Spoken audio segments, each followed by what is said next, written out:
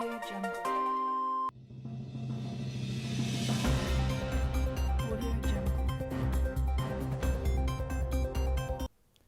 Paparan menarik 28 Februari 2020. Dana Yayasan Kanak-Kanak Istimewa disalahguna. Seorang pelajar kolej ditahan akibat lumba haram dalam Ops Samsing. Individu pertama yang menyedari kehadiran coronavirus meninggal dunia.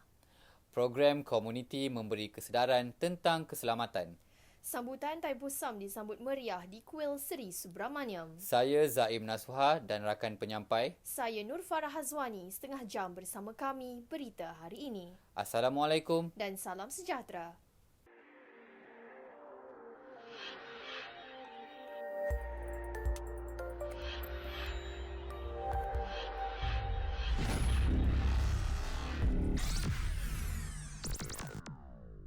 Presiden Sunstar Holding, Datuk Seri Syazwan Abidin tidak menafikan bahawa dana Yayasan Kanak-Kanak Istimewa digunakan untuk membayar percutian ke luar negara bersama keluarganya.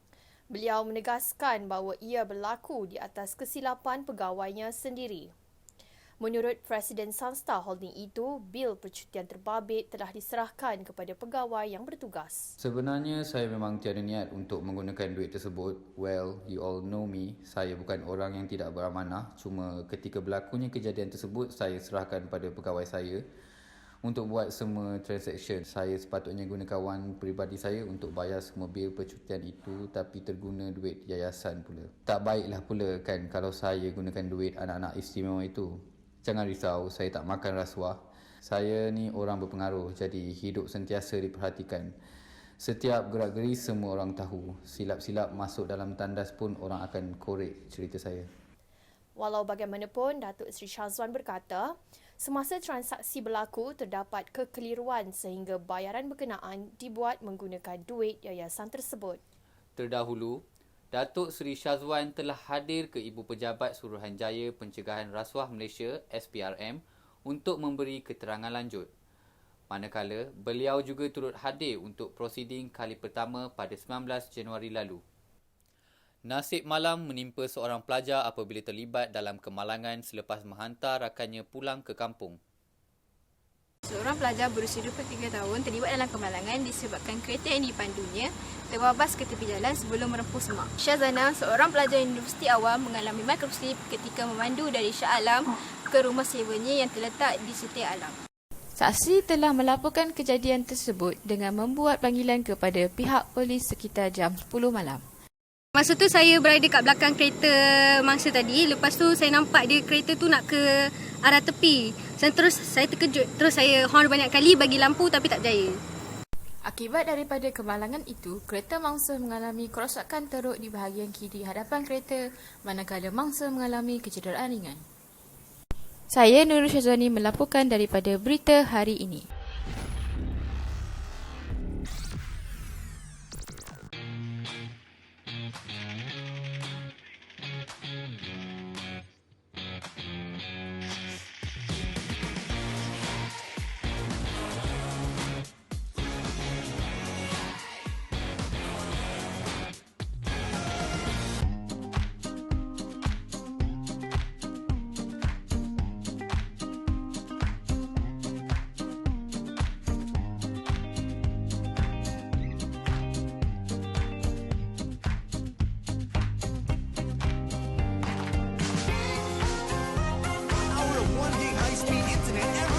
That's free 30 gigs high-speed internet every month on Hotlink.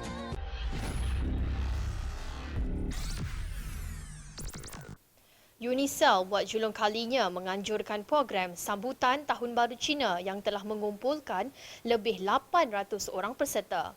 Program turut dirasmikan oleh Yang Berbahagia Waita Murti. Okey, baiklah, seperti yang anda dapat lihat di belakang saya sekarang ini, kemeriahan sambutan Tahun Baru Cina dapat dirasai dalam Dewan Chancellor Unicell Lestari Jaya. Program ini yang dinamakan sebagai penghayatan rupa negara sempena sambutan Tahun Baru Cina merupakan program yang julung kali diadakan di Unicell. Program ini merupakan hasil usaha kerjasama antara Jabatan Perpaduan Negara dan Integrasi Nasional, Unicell Mandarin Association Club, Kelab Sekretariat Rukun Negara dan juga Permatek. Program ini juga telah dirasmikan oleh YB Waitamurti selaku Menteri Perpaduan Negara dan Kesejahteraan Sosial. Okey, aktiviti yang dijalankan oleh program Tahun Baru Cina ni adalah yang pertama silat oleh Persatuan Silat Cekak Malaysia UNISA BJ. Dan kedua adalah tarian singa yang dipersembahkan oleh kelab Persatuan Singa di Ijuk. Kita juga ada persembahan daripada kelas bahasa Mandarin iaitu satu tarian Mandarin dan juga satu nyanyian. Selain itu kita juga ada dua tarian persembahan budaya. Yang pertama adalah tarian India dan kedua adalah tarian Muhibah Selamat Datang. Okey, terakhir sekali acara yang kita adalah pelepasan tanglung dekat around 7 tanglung yang telah dilepas oleh YB, oleh Din UNICEF dan juga inilah VIP yang lain. Kerjasama aktif antara Northport dan Sojitz dijangka mengubah lanskap logistik antara Malaysia dan Jepun. Syarikat itu menandatangani memorandum persefahaman mengenai prospek penumbuhan rantaian nilai halal bersepadu antara Pelabuhan Kelang dan Jepun. MOU itu ditandatangani oleh Ketua Pegawai Eksekutif Northport, Datuk Azman Shah Muhammad Yusof, Datuk Seri Muhammad Rizwan Yusof, Menteri Pembangunan dan Usahawan, Menteri Ekonomi, Perdagangan dan Perindustrian Jepun, Hiroshige Seko mengenai lebih banyak peluang perniagaan dalam industri halal di antara kedua-dua negara. Sojitz Malaysia akan mempromosikan produk halal perdagangan dua hala melalui rangkaiannya, manakala Northport akan menyediakan sokongan logistik halal untuk mengimport dan mengeksport kargo di Malaysia dan Jepun.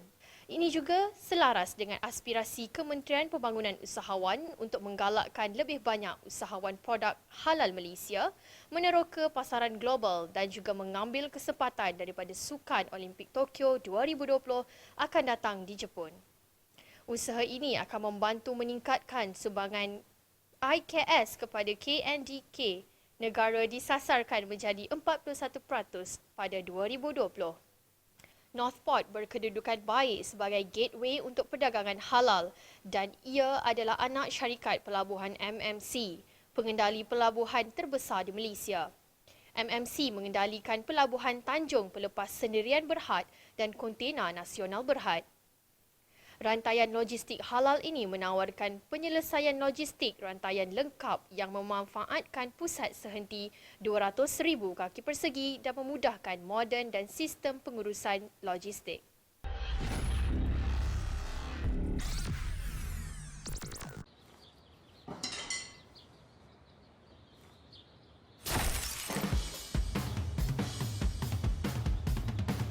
Move as young as you feel inside with Enlin. Now with Move Max. Care for your bones, joints and muscle.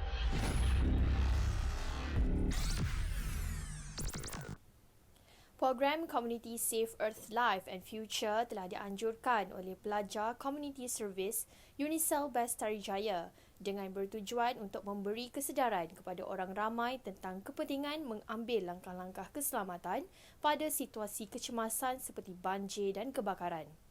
Program ini telah dirasmikan oleh pihak Tim Selangor dengan kolaborasi bersama Jabatan Bomba dan Penyelamat Kuala Selangor. Assalamualaikum dan selamat sejahtera. Saya kini berada di SMK Bukit Kuching Tengah di mana program SELF ataupun Safe Earth Life and Future sedang berlangsung. Program ini dijalankan di bawah subjek Community Service dan tujuan program ini dijalankan adalah untuk memberi kesedaran kepada para penduduk kampung Bukit Kuching Tengah tentang kepentingan untuk mengambil langkah berjaga-jaga pada waktu kecemasan.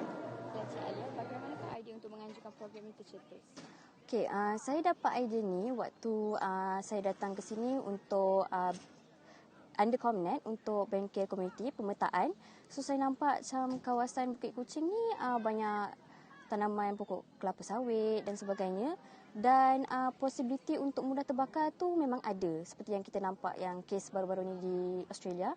So saya rasa program seperti ini memang patut diadakan di kawasan-kawasan seperti ini supaya dapat memberi pendedahanlah kepada para penduduk tentang pentingnya langkah-langkah keselamatan yang macam ni untuk bantu mereka lah, safety mereka. Dalam program ni kita selitkan ceramah Sebab saya dengar daripada pengetua sendiri yang ceramah tidak pernah ada, hanya ada fire drill sahaja. Itu pun secara tiba-tiba.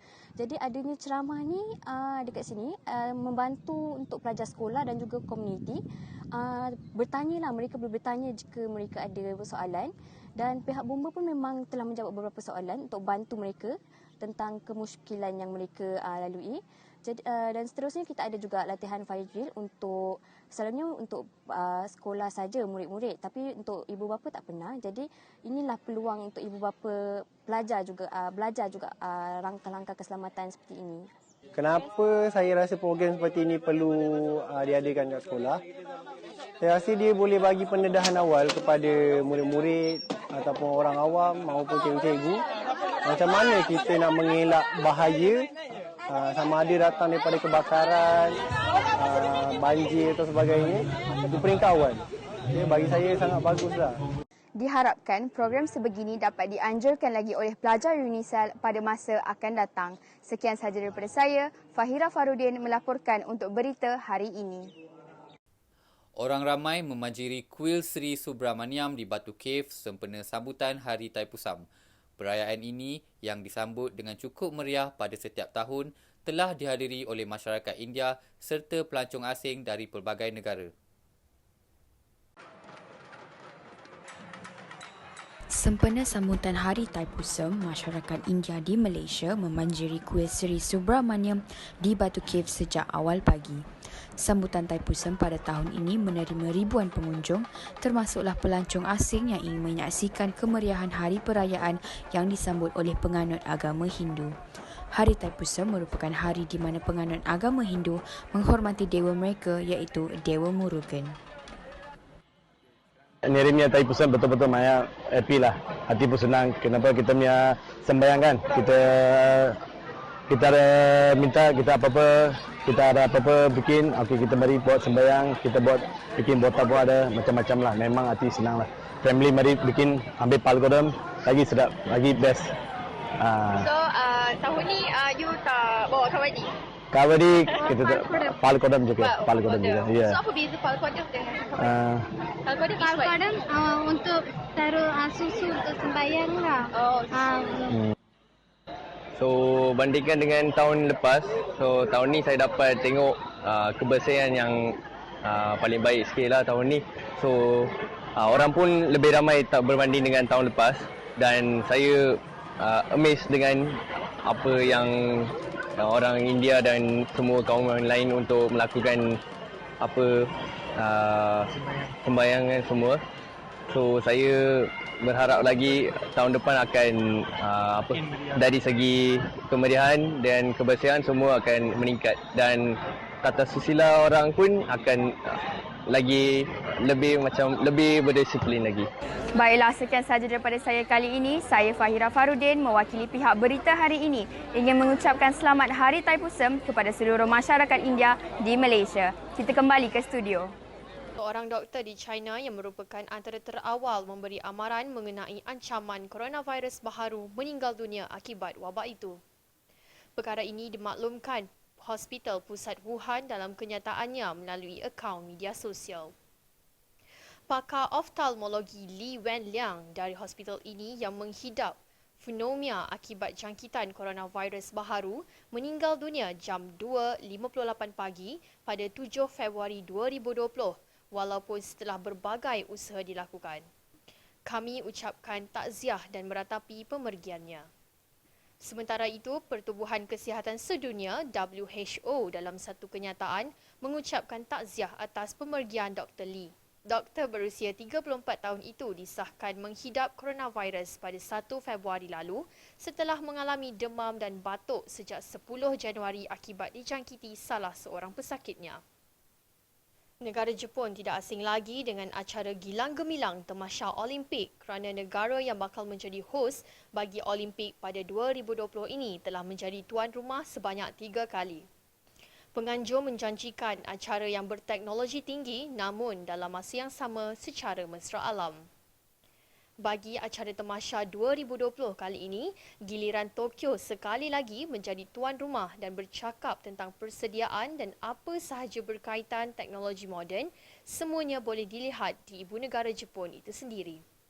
Negara yang cukup optimis ini telah menelan perbelanjaan mencecah 83 bilion bagi memberikan kelengkapan pada 15,490 atlet Olimpik dan Paralimpik lebih kurang dari 160 hari lagi menjelang acara Sukan Olimpik Tokyo 2020, dan jika anda melancong ke negara tersebut pada masa ini, anda sudah dapat melihat persediaan mereka untuk menyambut pengunjung dari seluruh dunia.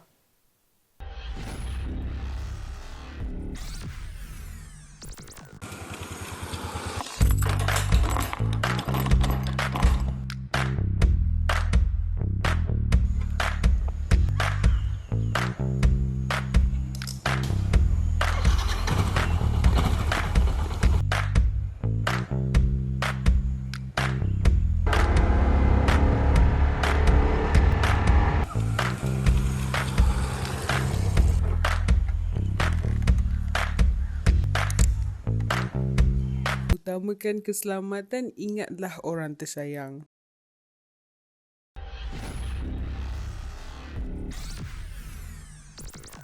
Minggu lalu, 2 gelanggang futsal Unicel Bestari Jaya telah ditambah bagi memudahkan para pelajar mengisi masa lapang. Dengan adanya fasiliti seperti ini, pelajar tidak perlu lagi menunggu giliran untuk bermain futsal dengan hanya 1 gelanggang. Keluasan gelanggang ini juga memberikan kepuasan kepada pelajar untuk bergerak bebas. Unicel juga telah membina 1 gelanggang bola keranjang di mana lokasinya bersebelahan dengan gelanggang futsal. Di gelanggang ini juga telah disediakan tong sampah. Selain daripada itu, kawasan ini adalah kawasan larangan merokok, makan dan minum serta kawasan bebas dadah dan juga bermain tanpa kasut telah ditetapkan agar semuanya dapat beriadah secara sihat. Kemudahan yang disediakan oleh pihak Unicel ini sangat memberikan manfaat kepada pelajar khususnya yang menetap di asrama. Susulan Sukan Olimpik 2020, Jepun telah memperkenalkan inovasi dan lukisan yang mewakili setiap negara. Dengan kepelbagaian yang dilakukan dapat menarik perhatian seluruh dunia untuk menyaksikan 206 negara yang bertanding pada tahun ini. Projek ini adalah kerjasama secara langsung dengan kerajaan Jepun untuk menjimatkan wang dan juga sangat baik untuk alam sekitar. Jepun memuat naik beberapa lukisan samurai yang dipanggil bendera dunia untuk memperkenalkan negara-negara yang bakal bersaing dalam acara Sukan Olimpik 2020. Karya seni seperti ini sangat berkait rapat dengan Jepun. Setiap samurai diilhami oleh budaya, sejarah dan identiti kebangsaan negara masing-masing bagi memberikan satu perasaan harmoni dalam kepelbagaian. Selain itu, Jepun juga pertama kali menghasilkan pingat Olimpik dengan mengitar semula emas, perak dan gangsa yang terdapat dalam telefon pintar dan komputer riba yang telah dibuang. Sekian sahaja berita hari ini. Jangan lupa layari website kami www.bhi.my untuk mendapatkan berita terkini dalam dan luar negara.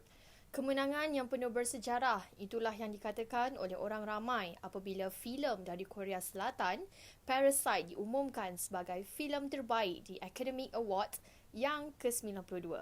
Dengan ini, kami tinggalkan anda dengan visual para pemenang Oscar di Dolby Theatre Los Angeles. Dengan itu, sekian sahaja dari kami pihak berita hari ini. Informasi harian anda. Assalamualaikum dan salam hormat.